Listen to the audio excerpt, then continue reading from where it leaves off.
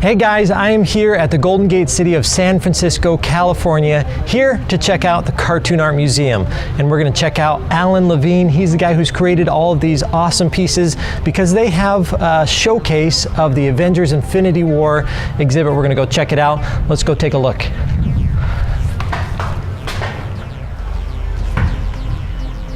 Hey Nina. Hey Bill. Hey. How you doing? Good. I'm so psyched to be here at the Cartoon Art Museum. You guys been open very long?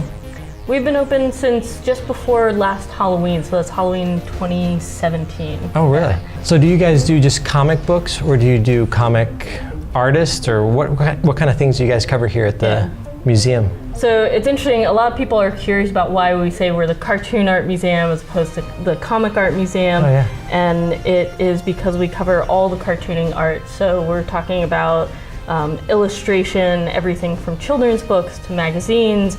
We do comics, everything from newspaper strips to satire to the traditional, tights and capes superhero stuff to memoir and all the different genres, including manga and anime.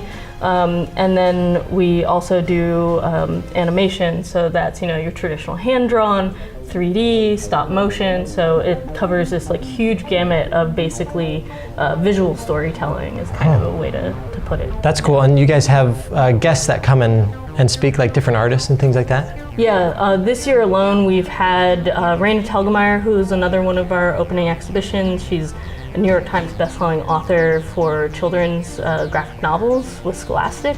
And then we've had the Aardman Studio, which just released Early Man earlier, and they've also done Wallace and Gromit and Curse of the Were-Rabbit and a couple of other films you're probably familiar with for stop motion. I think the first couple of months we were open, I didn't realize, but we had Lisa Franken here, so wow. If you want flashbacks, then so you never know who's going to drop by, and that's really fun. Well, like you said, you have more things than just showing off awesome cartoon stuff and comic book stuff. You said you actually offer some classics. Can you show me kind of where some of that takes place and what you guys do? Yeah, absolutely. I'll show you some of the supplies that we have on hand here, because that's a new thing that we're doing at the museum. At our new location, something that we've added is this opportunity to see the artwork in the gallery and then come out here and pick up some art supplies so you can get started on your way home. Oh. We find that a lot of people get inspired by what they see in the galleries to want to create themselves, or even just to try their hand at it. We've actually got some activity tables and we've got a reading room in our gallery, so that's a really fun place for people to kind of sit with comics a little longer and either really dive into the stories or really dive into creating them themselves. And then we have our education programming, so we've got workshops and classes and summer camp, and it's really fun. And then you can also, as a school or a business, you can request for us to bring classes to you, or you can hold classes in our space that are specific to your group.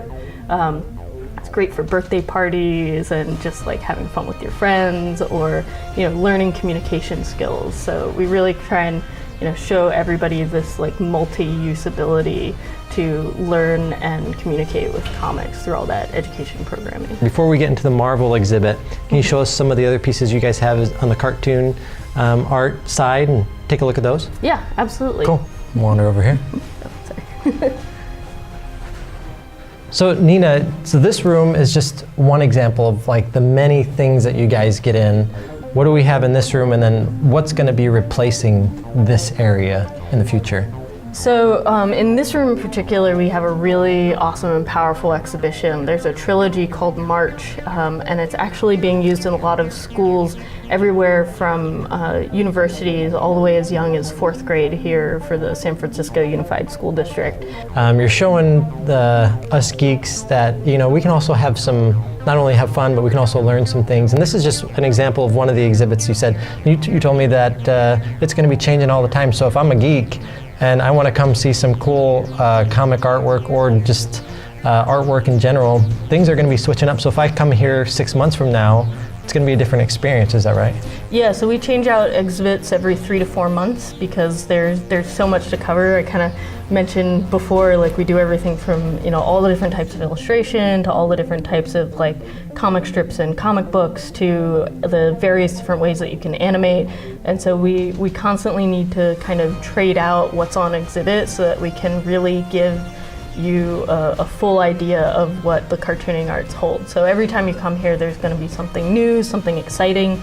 We always try to pair 2 very different exhibits together so that way you come for one exhibit that really is like your personal interest, and then you end up discovering something really cool that you might have never thought about exploring. So that's kind of our take on how we plan our exhibitions. That is so amazing. Nina, thank you for showing me around. Absolutely. We're going to go check out the Avengers exhibit right now. We're going to talk to Alan, cool. Right? He's here. Yeah, Alan is great. He's been awesome. He's been a longtime partner of the museum, and we've always appreciated his amazing work, and we're really excited to give this opportunity to celebrate kind of the history and background of the Infinity War stuff that everybody's talking about. Everybody's excited about. Yeah. So go hang out with Alan for a while, and I'm sure he's got some really cool stuff to tell. He's always got great stories. Awesome. Hey, thanks, Nina. Awesome. Thank you.